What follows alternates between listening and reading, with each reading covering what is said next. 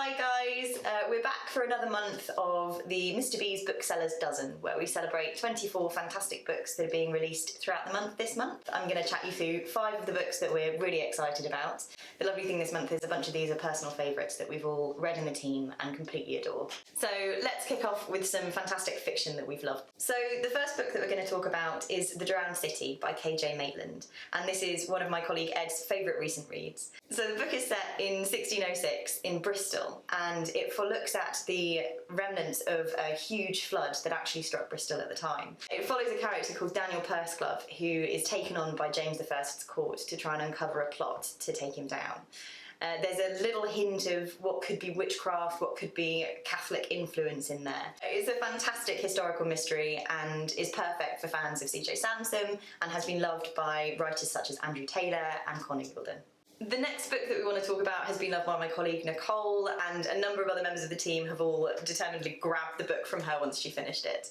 It's called Brood and it's by Jackie Polzin. This is a fantastically dark, humorous tale, and it follows one nameless character throughout the entirety of a year as she tries desperately to keep her brood of 4 hens alive. It's full of wicked little twists and turns, some quite surprising different circumstances, but at the end of the day is really a story about motherhood and love and grief and loss. And onto a little bit of non-fiction. There's a book that I myself am really excited about, which is called Revolutions, and it's by Hannah Ross. I'm one of the members of the Mr. B's team who has been suckered into obsession with cycling, just like my colleague Ed. And this book is specifically exploring the history of women in cycling. We see a load of incredible figures using cycling as tools for getting themselves a bit of freedom in a time when that wasn't necessarily available for women, for using it for activism in certain communities that are really suffering, and for just good old-fashioned adventure. It's great for anyone who wants to read about some incredible figures in cycling, and also for anyone who wants to read about amazing women throughout history. The next book is a bit of a mashup of biography and history, and has a really interesting perspective of migration into America in the last couple of generations. It's called Speak Okinawa, and it's by Elizabeth Miki Brina, and it's the story of her mother and father who met in the 1970s on a small Japanese island called Okinawa. Her mother had grown up there and her father was a US soldier who'd been stationed there.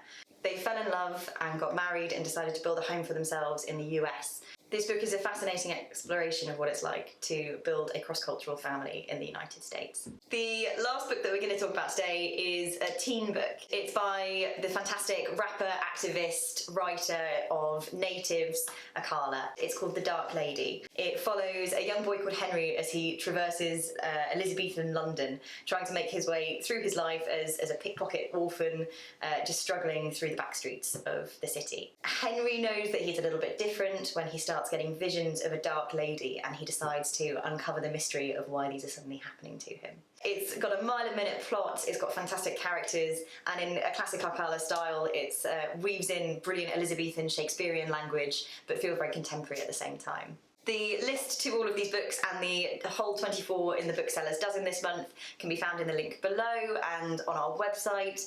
You can also find lists for loads of different books and all of the books that we're really excited about, not just this month, but in general, as well as some of our recent reads and a load of wicked articles and other YouTube videos as well. We look forward to seeing you hopefully very soon in the shop, and happy reading.